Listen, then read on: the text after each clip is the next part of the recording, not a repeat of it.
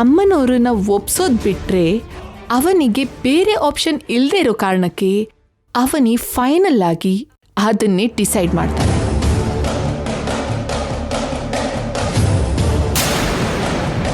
ಆ ಜಂಗಮ ದೇವ 1 ವಾರದೊಳಗೆ ಅಮ್ಮನವ್ರು ಹೊರಗಡೆ ಹೋಗ್ತಾರೆ ಅಂತ ಹೇಳಿರೋದಕ್ಕೆ ಅವನಿ ಮುಖಾಂತರ ಅದೇನ್ ನಡೆಯುತ್ತೆ. ಅಲ್ಲಿವರೆಗೂ ನಮಗೂ ಈ ಡೀಲ್ಗೂ ಯಾವುದೇ ಸಂಬಂಧ ಇಲ್ಲದೇ ಇರೋ ಹಾಗೆ ಒಳ್ಳೆ ಸೆಂಟಿಮೆಂಟಲ್ ಸಸ್ಪೆನ್ಸ್ ಮೂವಿನ ನೋಡೋ ಹಾಗೆ ನೋಡೋಣ, ಓಕೆನಾ? ನೀನ್ ಹೇಳ್ದಾಗೆ ಸೀನ್ ಬೈ ಸೀನ್ ನಡೆದ್ರೆ ಕ್ಲೈಮ್ಯಾಕ್ಸ್ ನಾವು ಅನ್ಕೊಂಡಿರೋ ಹಾಗೆ ಕರೆಕ್ಟಾಗಿ ಕೂತ್ಕೊಳ್ಳುತ್ತೆ. ಏನಾದರೂ ಹೆಚ್ಚು ಕಮ್ಮಿ ಆಯಿತು ಅಂದರೆ ಆ ಕ್ಲೈಮ್ಯಾಕ್ಸಲ್ಲಿ ನಾವೇ ವಿಲನ್ಸ್ ಅಂತ ಹೇಳಿ ಗೊತ್ತಾಗ್ಬಿಡುತ್ತೆ. ನಾನೇನಾದರೂ ಹೇಳ್ದಾಗಲಿ ಅಥವಾ ಮಾಡ್ದಾಗಲಿ ಪಾಸಿಟಿವ್ ಆಗಿ ಮಾತಾಡೋದು, ಪಾಸಿಟಿವ್ ಆಗಿ ಸ್ಪಂದಿಸೋದನ್ನ ಕಲ್ತ್ಕೋ. ನನ್ನ ಪಕ್ಕದಲ್ಲೇ ಇದ್ದು ನನ್ನ ಬೆನ್ನ ಹಿಂದೆ ಚೂರಿ ಹಾಕೋ ಕೆಲಸ ಮಾಡಬೇಡ, ಅರ್ಥ ಆಯ್ತಾ? ಅಮ್ಮ ಅವರನ್ನ ಅಡ್ಡ ಇಟ್ಕೊಂಡು ನಾವೇನು ದೈವ ಕಾರ್ಯನ ಮಾಡ್ತಾ ಇದ್ದೀವಿ ಪಾಸಿಟಿವ್ ಆಗಿ ಮಾತಾಡೋದಕ್ಕೆ? ಅಮ್ಮ ಅವ್ರನ್ನ ಮಾರೋದು, ಕಿಡ್ನಾಪ್ ಮಾಡೋ ಅಂತ ಕ್ರೈಮ್ಗಳನ್ನ ಮಾಡ್ತಾ ಇದ್ದೀವಿ ನಾವು. ಅಂಥದ್ರಲ್ಲಿ ಪಾಸಿಟಿವ್ ಆಗಿ ಹೇಗೆ ಮಾತಾಡೋದು ಲಡ್ಡು?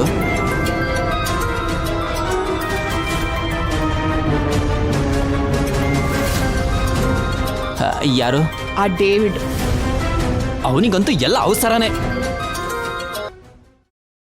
ಹಲೋ, ಅವನಿಯಿಂದ ರೆಸ್ಪಾನ್ಸ್ ಏನಿದೆ? ಏನ್ ಹೇಳ್ತಾ ಇದ್ದಾಳೆ? ಹುಚ್ಚಿಡ್ದು ಓಡಾಡ್ತಿದ್ದಾಳೆ. ಅವನಿ ಅವಳಕ್ಕ ಸುಜಾತ ರಹಸ್ಯವಾಗಿ ಮಾತಾಡ್ಕೊಳ್ತಿದ್ದಾರೆ. ಆ ಮೀಟಿಂಗ್ ಅಲ್ಲಿ ಏನ್ ಮಾತಾಡ್ತಿದ್ದಾರೆ ಅಂದ್ರೆ ಖಂಡಿತವಾಗ್ಲೂ ಅಮ್ಮನವ್ರ ಬಗ್ಗೆನೇ ಆಗಿರುತ್ತೆ. ಹೇ ಡೇವಿಡ್, ವಾಟ್ಸ್ಆಪ್, ಫೇಸ್ಬುಕ್. ಆ ಹುಡುಗಿ ಹೇಗಿದ್ದಾಳೆ? ತುಂಬಾ ಧೈರ್ಯವಾಗಿದ್ದಾಳೆ. ನಮ್ಮ ಹತ್ರ ಏನ್ ಮಾತಾಡಿದ್ಲು ಗೊತ್ತಾ? ನನ್ನ ಚಿಕ್ಕಮ್ಮ ಏನೋ ಒಂದು ಮಾಸ್ಟರ್ ಪ್ಲಾನ್ ಮಾಡಿ ನನ್ನ ಕಾಪಾಡ್ತಾರೆ. ಹುಡುಗಿ ತುಂಬಾ ಡೇರಿಂಗ್ ಅಂಡ್ ಡ್ಯಾಶಿಂಗ್ ಆಗಿದ್ದಾಳೆ. ಅವನಿ ಸೂಪರ್ ವುಮೆನ್ ತರ ಬಂದು ನನ್ನನ್ನ ಕರ್ಕೊಂಡು ಹೋಗ್ತಾಳೆ ಅಂತ ಹೇಳ್ತಿದ್ದಾಳೆ. ಅವಳಿಗೆ ತುಂಬಾನೇ ಪೊಗರು. ನಿಮ್ಮನ್ನ ಕನ್ಫ್ಯೂಸ್ ಮಾಡಕ್ಕೋಸ್ಕರ ಆ ಥರ ಮಾತಾಡಿರ್ತಾಳೆ. ನೀವೇನ್ ಚಿಂತೆ ಮಾಡಬೇಡಿ. ಆ ಹುಡುಗಿ ಹೇಳ್ದಾಗೆ ಅವನಿ ನಮ್ಮ ಮೇಲೆ ಏನಾದ್ರೂ ಸ್ಕೆಚ್ ಹಾಕಿ ಸೌಮ್ಯನ ಕರ್ಕೊಂಡು ಹೋಗ್ಬಿಟ್ರೆ? ಆ ಅವನಿಗೆ ಇವಾಗಂತ ಸೀನ್ ಇಲ್ಲ, ಎಲ್ಲ ರೀತಿನಲ್ಲೂ ಲಾಕ್ ಆಗಿ ಹೋಗಿದ್ದಾಳೆ. ಈ ಸಮಯದಲ್ಲಿ ಶ್ರೀಕರ್ ಕೂಡ ಸಹಾಯ ಮಾಡಕ್ಕೆ ಇಲ್ಲದೆ ಇರೋದಕ್ಕೆ ಒದ್ದಾಡ್ತಾ ಇದ್ದಾಳೆ. ಸ್ಕೆಚ್ ಏನು ಹಾಕಿಲ್ಲ, ಸೂಪರ್ ವುಮನ್ ಹಾಗೆ ಸಾಹಸನೂ ಮಾಡಕ್ಕಾಗಲ್ಲ. You don't worry. ಅವನಿಲ್ಲಿ ಆ ಪವರ್ ಇದೆ ಅಂತ ಅವತ್ತು ನಮ್ಮ ಹತ್ರ ಕಾಲರುದ್ರ ಹೇಳಿದ್ದ. ಅವತ್ತಿಂದ ಅವನಿ ಅಂದ್ರೆ ನಮಗೆ ಸ್ವಲ್ಪ ಭಯ ಆಗ್ತಿದೆ. ಅದಕ್ಕೆ ಹೇಳ್ತಿದ್ದೀನಿ, ಅಮ್ಮನವರ ವಿಗ್ರಹ ನಮ್ಮ ಕೈಗೆ ಸಿಗ್ಲಿಲ್ಲ ಅಂದ್ರೆ ನಾವು ನಿನ್ನ ಬಿಡಲ್ಲ.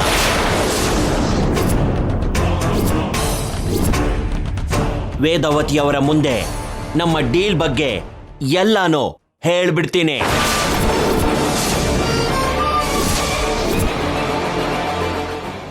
ಲೈ ಬೆಕ್ಕಿನಗಳು, ಲೈ. ಆ ಮರಿ ರಾಕ್ಷಸಿ ಮಾಮೂಲಿಯವಳಲ್ಲ, ಆ ಡೇವಿಡ್ ಅಂಥವ್ರನ್ನೇ ಹೆದರ್ಸ್ತಿದ್ದಾಳೆ. ಹೌದು ಲಡ್ಡು, ಅವಳಿಗೆ ಅವನಲ್ಲಿರೋ ಬುದ್ಧಿವಂತಿಕೆ ಆ ಸುಜಾತನಲ್ಲಿರೋ ರೆಬಲ್ತನೂ ಇದೆ. ಅದಕ್ಕೆ ಅವಳಿಗೆ ಇಷ್ಟ ಬಂದಂಗೆ ಮಾತಾಡ್ತಾ ಇದ್ದಾಳೆ. ಅಕ್ಕ ತಂಗಿ ಇಬ್ರು ಯಾವುದಾದ್ರೂ ರಿವರ್ಸ್ ಆಗಿ ನಮ್ಮ ಮೇಲೆ ಪ್ಲಾನ್ ಮಾಡೋಕ್ಕೂ ಮುಂಚೆ ನಾವು ಸ್ವಲ್ಪ ಹುಷಾರಾಗಿರೋದು ಒಳ್ಳೇದು. ಹೌದು ಕೃಷ್ಣ, ಅವನಿ ಸುಜಾತ ಬೇರೆ ಬೇರೆ ಇದ್ರೇನೆ ತಡ್ಕೊಳ್ಳೋದಕ್ಕಾಗಲ್ಲ. ಒಬ್ರು ಗುಡುಗಾದ್ರೆ ಇನ್ನೊಬ್ರು ಸಿಡಿಲು, ಅವರಿಬ್ರು ಒಟ್ಟಿಗೆ ಇರಬಾರ್ದು. ಅದಕ್ಕೆ ಸುಜಾತ ನಮ್ಮನೆಯಿಂದ ಹೊರಗೆ ಹೋಗೋದಕ್ಕೆ ನಾನೊಂದು ಒಳ್ಳೆ ಪ್ಲಾನ್ ಮಾಡಿದ್ದೀನಿ. ಏನದು?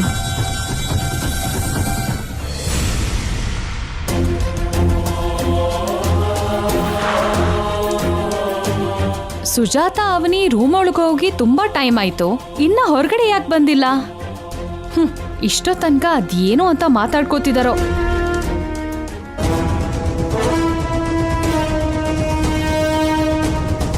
ಏನಿರತ್ತಕ್ಕ, ನನ್ ಮೇಲೆ ಯುದ್ಧ ಮಾಡೋದಕ್ಕೆ ಥರಥರವಾದ ಕುತಂತ್ರನ ರಚಿಸ್ತಾ ಇರ್ತಾರೆ.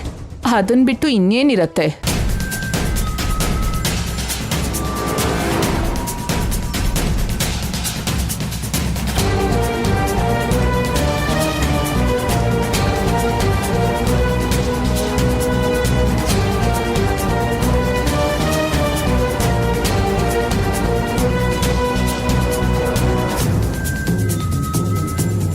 ನಿಮ್ಮ ಮಾತುಕತೆ ಎಲ್ಲ ಮುಗ್ದೋಯ್ತಾ? ನೀವೆಲ್ಲ ನೋವು ಕೊಡೋದಕ್ಕೆ ಹುಟ್ಟಿದ್ದೀರಾ, ನಾವು ಅದನ್ನೆಲ್ಲ ಅನುಭವಿಸೋದಕ್ಕೆ ಹುಟ್ಟಿದೀವಿ. ಅದಕ್ಕೆ ತುಂಬ ಓವರಾಗಿ ಆಡ್ತಿದ್ಯಾ. ಆದ್ರೆ ಒಂದು ಮಾತು ಹೇಳ್ತೀನಿ ಕೇಳಿ, ನಮಗೂ ಒಳ್ಳೆ ದಿನ ಬರುತ್ತೆ. ಆವಾಗ ನೀವು ಹೇಗೆ ಒದ್ದಾಡ್ತೀರಾ ಅನ್ನೋದು ನಿಮ್ಮ ಕಣ್ಣಾರೆ ನೀವೇ ನೋಡ್ತೀರಾ.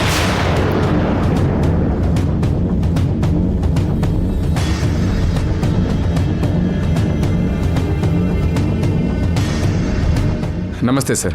ನಮಸ್ತೆ ಎಸ್ ಐ ಅವರೇ. ಮಗು ಬಗ್ಗೆ ಏನಾದರೂ ಗೊತ್ತಾಯ್ತಾ? ಸ್ಕೂಲ್ ಸುತ್ತಮುತ್ತ ಇರೋ CC ಕ್ಯಾಮ್ರಾನೆಲ್ಲ ಚೆಕ್ ಮಾಡಿದ್ದೀವಿ ಸರ್. ಕಿಡ್ನಾಪರ್ಸ್ ಬಗ್ಗೆ ಏನಾದರೂ ಕ್ಲೂ ಸಿಕ್ತಾ ಸರ್? ನಂಬರ್ ಪ್ಲೇಟ್ ಇಲ್ದಿರೋ ಕಾರಲ್ಲಿ ಒಂದು ಲೇಡಿ ಮಗುನ ಕರ್ಕೊಂಡು ಹೋಗ್ತಿರೋ ಹಾಗೆ ಐಡೆಂಟಿಫೈ ಮಾಡಿದ್ದೀವಿ.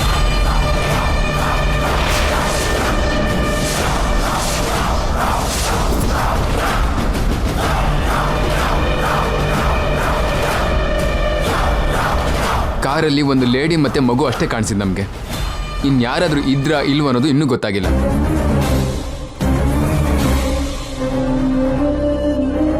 ಅವಳು ಯಾರು? ಅವಳು ಫೋಟೋ ಏನಾದ್ರೂ ಸಿಕ್ಕಿದ್ಯಾ? ಕಾರಲ್ಲಿ ನೀವು ಗುರ್ತು ಹಿಡಿದಿದ್ದು ಈ ನಿಹಾರಿಕಾನೇ ಅಲ್ವಾ?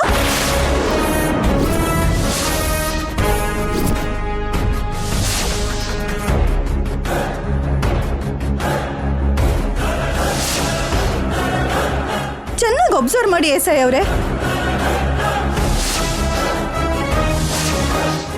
ಕಾರಲ್ಲಿ ಇದ್ದಿದ್ದು ನಾನು ಅಲ್ಲದೆ ಇರೋದಕ್ಕೆ ನನ್ನ ಬಗ್ಗೆ ಹೇಳಕ್ಕಾಗಲ್ಲ. ಈ ನಿಹಾರಿಕಾನೇ ಅಲ್ವಾ? ಇಲ್ಲಮ್ಮ,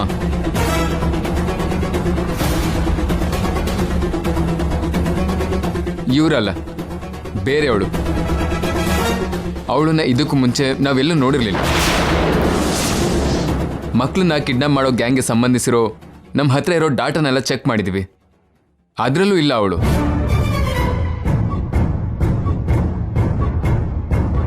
ಅವಳಿಗೆ ಸಂಬಂಧಿಸಿರೋ ಕ್ಲಿಯರ್ ಪಿಕ್ಚರ್ಸ್ ಕೂಡ ನಮ್ಮ ಹತ್ರ ಇನ್ನೂ ಬರಬೇಕಾಗಿದೆ. ಸದ್ಯಕ್ಕೆ ಅದನ್ನೇ ಎಂಕ್ವೈರಿ ಮಾಡ್ತಾ ಇದ್ದೀವಿ. ಆದಷ್ಟು ಬೇಗ ಕಿಡ್ನಾಪರ್ಸ್ನ ಹಿಡಿತೀವಿ ಸರ್.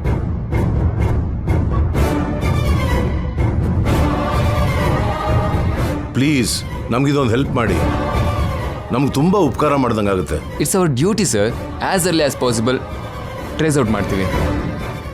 ಇನ್ನು ನಾವು ಹೊರಡ್ತೀವಿ ಸರ್. Thank you sir. ಅಮ್ಮ ಸುಜಾತ, ನೀನು ಧೈರ್ಯವಾಗಿರಮ್ಮ. ಪೊಲೀಸ್ನವ್ರು ಹೇಗಾದರೂ ಮಾಡಿ ನಿನ್ನ ಮಗು ಹುಡುಕ್ತಾರೆ.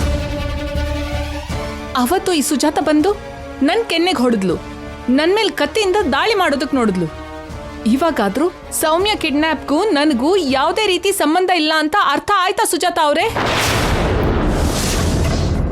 ಸ್ವತಃ ಪೊಲೀಸ್ ಅವರೇ ಬಂದು ಎಲ್ಲ ಕ್ಲಿಯರ್ ಮಾಡಿ ಹೋದ್ಮೇಲೂ ಕೂಡ ಇನ್ನು ನಿನ್ನ ಅನುಮಾನಿಸ್ತಾ ಇದ್ದಾರಲ್ಲ ನಿಹಾರಿಕಾ.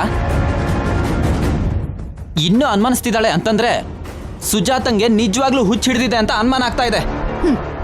ನೀನ್ ಆಗಿಲ್ದೇ ಇರ್ಬೋದು, ಆದ್ರೆ ನೀನೇ ಕಳ್ಸಿರೋ ಬೇರೆ ವ್ಯಕ್ತಿ ಆಗಿರ್ಬೋದಲ್ವಾ?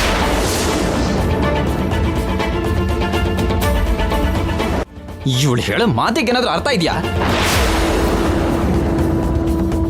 ಹಾಗ್ ಮಾತಾಡಿ ಹೀಗ್ ಮಾತಾಡಿ ನಿಹಾರಿಕಾನೇ ಟಾರ್ಗೆಟ್ ಮಾಡ್ತಿದ್ದಾಳೆ ನೋಡಿ. ನೀವೇನೋ ನೋವಲ್ಲಿದ್ದಾಳೆ, ಅರ್ಥ ಮಾಡ್ಕೊಳ್ಳಿ, ಏನೋ ಅನ್ಬೇಡಿ ಅಂತ ಹೇಳ್ತಿದ್ದೀರಾ.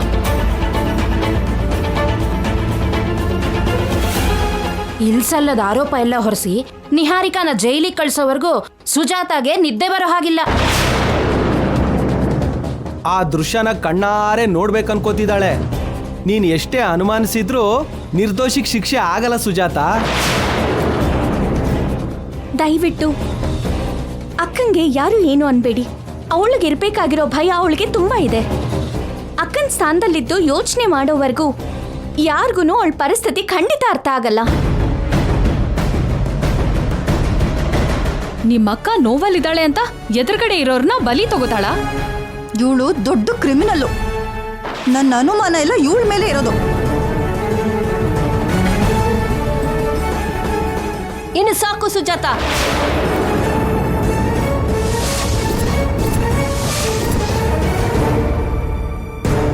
ನೀನು ದುಃಖದಲ್ಲಿದ್ಯಾ ಅಲ್ವಾ ಅಂತ ನಾವು ಸ್ವಲ್ಪ ಸಹನೆಯಿಂದ ಇರ್ತಿದ್ವಿ. ಹಾಗಂತ ನೀನು ನಿಹಾರಿಕಾನ ಪದೇ ಪದೇ ಅನುಮಾನಿಸ್ತಿದ್ರೆ ನಾನ್ ಸುಮ್ನಿರಲ್ಲ. ನೀವು ಮಾಡಿದ ಕೆಲ್ಸಕ್ಕೆ ಗಂಡನ ಮನೆ ಬಿಟ್ಟು ತವ್ರ ಮನೆಗೆ ಹೋಗಿದ್ಲು. ಬೇಡ್ಕೊಂಡು ಕರ್ಕೊಂಡು ಬಂದ್ವಿ. ಇವಾಗ ಮತ್ತೆ ನಿಹಾರಿಕಾ ಮನ್ಸಿಗೆ ಗಾಯ ಮಾಡಬೇಡಿ. ನೀನು ಎಷ್ಟೇ ಮಾತಾಡಿದ್ರೂ ತಡ್ಕೋತೀವಮ್ಮ. ನೀನ್ ನಿಹಾರಿಕನ ಅನುಮಾನಿಸೋದು ಮಾತ್ರ ತಪ್ಪು. ಸಿಕ್ಕಾಕೊಳ್ಳೋವರೆಗೂ ಎಲ್ಲರೂ ಒಳ್ಳೆಯವರೇ ಪ್ರಸಾದ್ರಾವ್ ಅವರೇ. ನೋಡಿದ್ರ ಅತ್ತೆ ಮಾವ, ಈ ಅಕ್ಕ ತಂಗಿ ಸೇರ್ಕೊಂಡು ಇನ್ನೂ ನನ್ನನ್ನೇ ಅನುಮಾನಿಸ್ತಾ ಇದ್ದಾರೆ. ಇನ್ನೂ ಇಲ್ಲೇ ಇದ್ರೆ ಹೀಗೆ ಜಗಳ ಮಾಡ್ತಾ ಇರ್ತಾಳೆ ಹೊರತು ನನ್ನ ಅನಾವಶ್ಯಕವಾಗಿ ಅನುಮಾನಿಸಿದಕ್ಕೆ ಕ್ಷಮಿಸು ಅಂತ ಕೇಳಿ ಹೋಗೋದಕ್ಕೆ ಹೇಳಿ.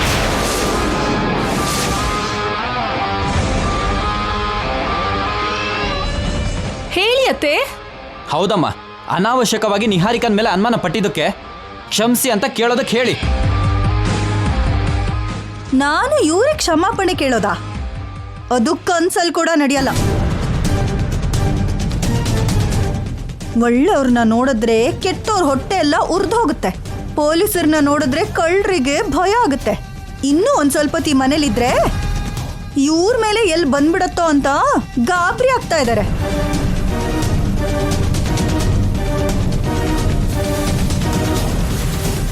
ಯಾವತ್ತೋ ಒಂದ್ ದಿವಸ ನಿನ್ ಬಗ್ಗೆ ನಿನ್ ಗಂಡನ್ ಬಗ್ಗೆ ಎಲ್ಲ ಗೊತ್ತಾದ್ಮೇಲೆ ನಿಮ್ಮಿಬ್ಬರಿಗೆ ಕ್ಷಮೆ ಭಿಕ್ಷೆ ಕೂಡ ಇರಲ್ಲ.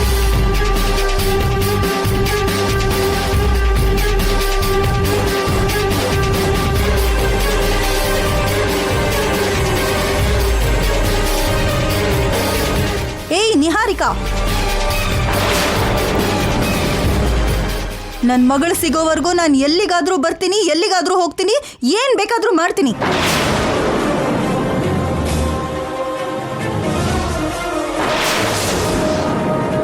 ನೆನಪಿಟ್ಕೋ.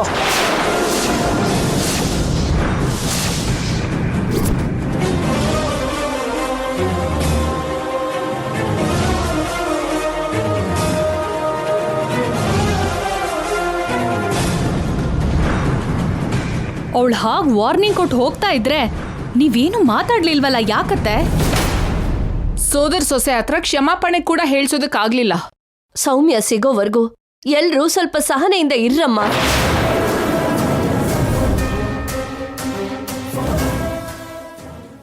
ಅಕ್ಕ ಅಕ್ಕ ನಿಂತ್ಕೋ. ಅಕ್ಕ ಅಕ್ಕ ನನ್ ಮಾತು ಕೇಳು. ಅಕ್ಕ ನಿಂತ್ಕೋ. ಅಕ್ಕ, ನಾನ್ ನಿನ್ಗೆ ಮತ್ತೆ ಮಾತು ಕೊಡ್ತಾ ಇದ್ದೀನಿ. ಸೌಮ್ಯನ ಹೇಗಾದ್ರೂ ಸರಿ ಕರ್ಕೊಂಡ್ ಬಂದು ಒಪ್ಸೋ ಜವಾಬ್ದಾರಿ ನಂದು. ಅಷ್ಟರಲ್ಲಿ ನೀನು ಆವೇಶ ಪಟ್ಟು ಮಾತ್ಗೂ ಈ ಮನೆಗೆ ಬಂದು ಜಗಳ ಮಾಡ್ಬೇಡ ಅಕ್ಕ. ಅದರಿಂದ ನಿನ್ನ ಆರೋಗ್ಯ ಹಾಳಾಗತ್ತೆ ಹೊರತು ಯಾವುದೇ ಪ್ರಯೋಜನನೂ ಇರಲ್ಲ. ಅರ್ಥ ಆಯ್ತಾ? ಆದ್ರೆ ಆ ನಿಹಾರಿಕಾ ನೋಡಿದ್ರೆ ಅವಳನ್ನ ಸಾಯಿಸ್ಬಿಡ್ಬೇಕು ಅನ್ನೋಷ್ಟು ಕೋಪ ಬರುತ್ತೆ. ಸೌಮ್ಯ ಕಿಡ್ನಾಪ್ ಆಗೋದ್ರಲ್ಲಿ ಮುಖ್ಯವಾದ ಪಾತ್ರ ಅವಳದೇ ಇದೆ ಅಂತ ನನಗೆ ಇನ್ನೂವರೆಗೂ ಅನಿಸ್ತಿದೆ. ಹೌದು ಅಕ್ಕ, ನೀನ್ ಹೇಳಿದ್ ನಿಜಾನೇ. ಆ ಅನುಮಾನ ನನಗೂ ಇದೆ. ಅನುಮಾನ ಇದ್ರೆ ಸಾಕಾಗಲ್ಲ, ಆಧಾರ ಇರಬೇಕು. ಅದಕ್ಕೆ ನಾನು ಕಾಮ್ ಆಗಿದ್ದೀನಿ. ನಿಜವಾಗ್ಲೂ ಅವಳೇ ತಪ್ಪು ಮಾಡಿದ್ರೆ ಮಾತ್ರ ಎಷ್ಟು ದಿನ ತಪ್ಪಿಸ್ಕೊಂತಾಳೆ? ಎಲ್ರಿಗೂ ಗೊತ್ತಾಗ್ಲೇಬೇಕಲ್ವಾ? ಅವಳ ಮೇಲೆ ನಾನು ಕಣ್ಣಿಟ್ಟಿರ್ತೀನಿ. ಆದ್ರೂ ಇವಾಗ ನಾವು ಯೋಚನೆ ಮಾಡಬೇಕಾಗಿರೋದು ನಿಹಾರಿಕಾ ಬಗ್ಗೆ ಅಲ್ಲ, ಆ ಫಾರಿನರ್ಸ್ ಬಗ್ಗೆ. ಭಾವ ಬರ್ತಿದ್ದ ಹಾಗೆ ಮಾತಾಡ್ತೀನಿ. ಅವ್ರು ಏನು ಹೇಳ್ತಾರೋ ಕೇಳ್ತೀನಿ, ಸರಿನಾ? ನೀನ್ ಮನೆಗೆ ಹೋಗು, ಸ್ವಲ್ಪ ಸಮಾಧಾನವಾಗಿರು. ಸಮಾಧಾನವಾಗಿ ಹೇಗಿರ್ಲಿ? ಅಮ್ಮ ಅಮ್ಮ ಅಂತ ನನ್ನ ಮಗಳು ನನ್ನ ಕಣ್ಮುಂದೆ ದಿನ ಕಾಣಿಸ್ತಾಳೆ. ಅವಳು ನನ್ನ ಕೂಗೋ ಥರ ಕೇಳಿಸ್ತಾನೆ ಇರುತ್ತೆ. ನನ್ನ ಮಗಳು ನನ್ನ ಹತ್ರ ಬರೋವರೆಗೂ ನನಗೆ ಸಮಾಧಾನ ಇರಲ್ಲ. ರಾಕ್ಷಸನ್ ಥರ ಇರೋ ಮನುಷ್ಯ ರಾಮನಾಗಿ ಬದಲಾಗಿದ್ದಾರೆ. ಆ ಸಂತೋಷದಲ್ಲಿದ್ದ ನಾನು ಇವಾಗ ನನ್ನ ಮಗಳಿಗೆ ಏನಾಗುತ್ತೆ ಅಂತ ಪ್ರತಿ ನಿಮಿಷ ಭಯದಲ್ಲೇ ಬದುಕ್ತಿದ್ದೀನಿ. ನನ್ನ ಪಂಚಪ್ರಾಣನು ನನ್ನ ಮಗಳ ಮೇಲೇನೆ. ಆ ಮಗಳನ್ನ ಕಾಪಾಡೋಕ್ಕಾಗೋದು ನೀನೊಬ್ಳೇ ಅವನಿ. ನನಗೆ ಯಾವುದೇ ಥರ ತಾಯಿ ಸಂಕಟ ಆಗದಿರೋ ಹಾಗೆ ನನ್ನ ಮಗಳನ್ನ ಕಾಪಾಡಿ ನನ್ನ ಹತ್ರ ಕರ್ಕೊಂಡ್ ಬಾ.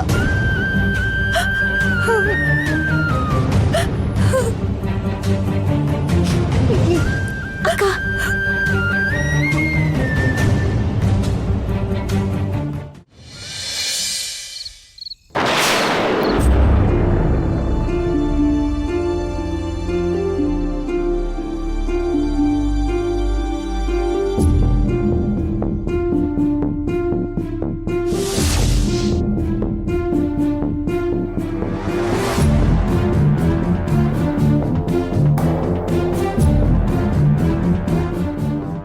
ಎಷ್ಟೇ ಯೋಚನೆ ಮಾಡಿದ್ರು ಯಾವ ರೀತಿ ಪ್ರಯತ್ನ ಮಾಡಿದ್ರು ಸಮಸ್ಯೆಗೆ ಸರಿಯಾದ ಪರಿಹಾರ ಕಾಣಿಸ್ತಾ ಇಲ್ಲ.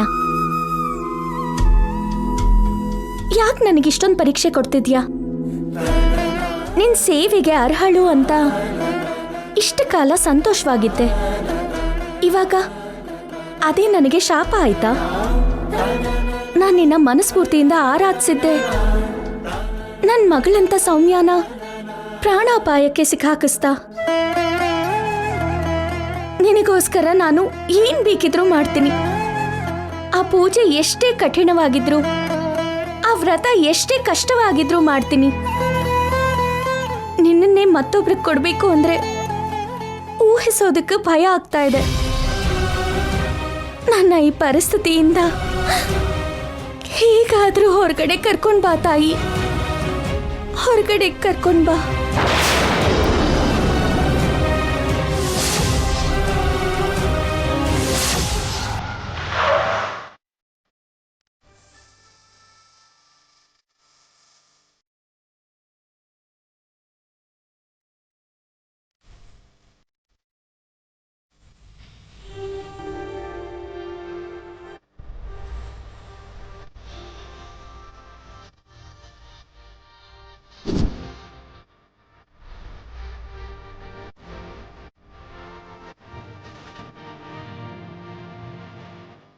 ಬಾವಾ,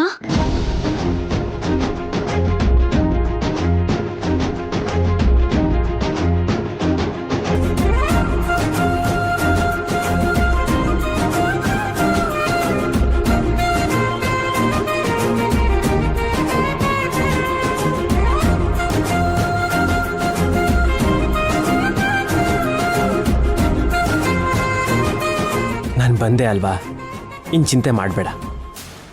ನಾನು ಚೆನ್ನೈಯಿಂದ ಕಾಲ್ ಮಾಡಿದಾಗ ನೀನು ನನ್ನ ಹತ್ರ ಫೋನಲ್ಲಿ ಸರಿಯಾಗಿ ಮಾತಾಡಲಿಲ್ಲ. ನನ್ನ ಹತ್ರ ಏನೋ ಮುಚ್ಚಿಡ್ತಿದ್ಯಾ ಅಂತ ಅರ್ಥ ಆಯಿತು. ಇನ್ನೂ 2 ದಿನ ಚೆನ್ನೈ ಆಫೀಸಲ್ಲಿ ಮೀಟಿಂಗ್ಸ್ ಇದ್ರೂ ಕೂಡ ಕ್ಯಾನ್ಸಲ್ ಮಾಡ್ಕೊಂಡು ಬಂದ್ಬಿಟ್ಟೆ.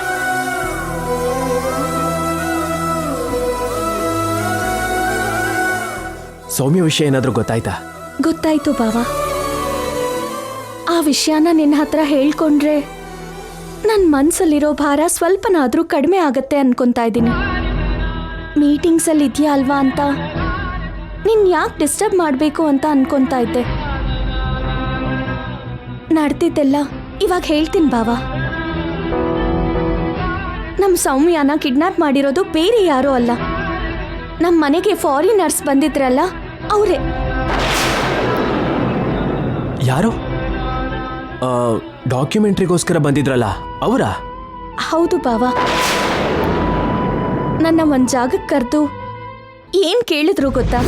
ಅಮ್ಮನವರ ವಿಗ್ರಹ ತಗೊಂಬಂದು ನೀವು ಡೇವಿಡ್ ಅವರಿಗೆ ಕೊಡಬೇಕು, ಇಲ್ಲ ಅಂದ್ರೆ ಮಗು ಪ್ರಾಣಕ್ಕೆ ಅಪಾಯ.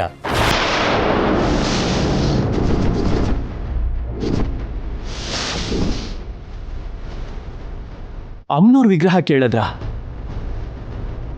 ಆಮೇಲೆ ನಮ್ಮನೆಗೆ ಜಂಗಮ ದೇವರು ಬಂದು ಏನ್ ಹೇಳಿದ್ರು ಅಂದ್ರೆ, ಅಮ್ಮನವರು 1 ವಾರದೊಳಗೆ ನಿಮ್ಮ ಮನೆಯಿಂದ ಹೊರಟೋಗ್ತಾಳೆ. ಆ ಪಾಪಕ್ಕೆ ತಕ್ಕ ಶಿಕ್ಷೆ ಮರಣ ಶಿಕ್ಷೆ.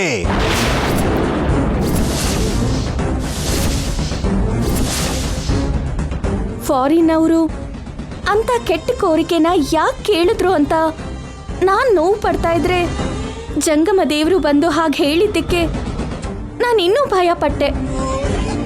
ಅಷ್ಟರಲ್ಲೇ ಅಕ್ಕಂಗೆ ಯಾರೋ ಫೋನ್ ಮಾಡಿ ನಂಗೆಲ್ಲ ಗೊತ್ತು ಅಂತ ಹೇಳಿದ್ರಂತೆ.